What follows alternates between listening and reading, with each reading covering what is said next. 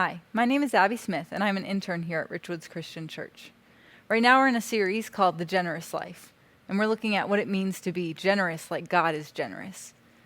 Now, this week, we're looking at hang-ups, the things that might keep us from being generous like God is.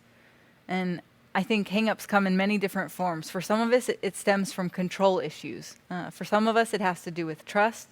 And for some of us, maybe it was just the way we were raised. We had a frugality mentality, or we were taught to hoard and to hold on to things just in case we need it later.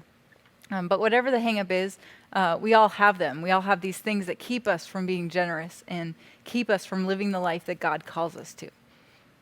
Now, as I was thinking about this in my own life, an incident immediately came to mind that happened a couple months ago, where I had a friend who came to stay with me for a couple of days.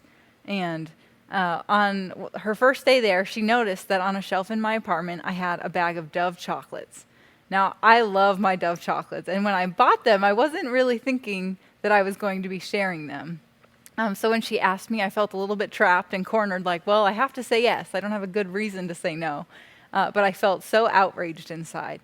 And as the week went on, she would eat a few more each day, and every day I would feel a little bit more angry about it. And on reflection, of course, I felt kind of embarrassed and petty, like this is such a small thing. This is something that it really shouldn't be hard for me to share.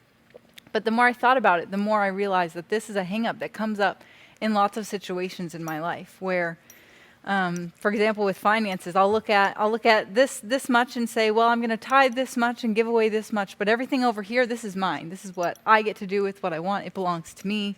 God can have this, I get this, instead of seeing all of it as God's. And that's kind of what I did with the chocolate. That was in this category where, well, this is mine. I don't have to share this. This isn't something I have to live with open hands with.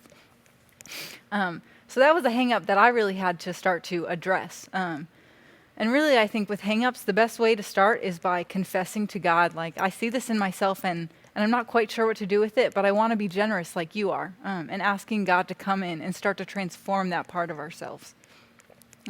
So as you go into your discussion group tonight, we want to start you guys with the question, was there a time in your life where you felt drawn to an opportunity to be generous and refrained from doing so?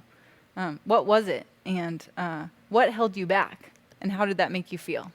We hope you have a good discussion.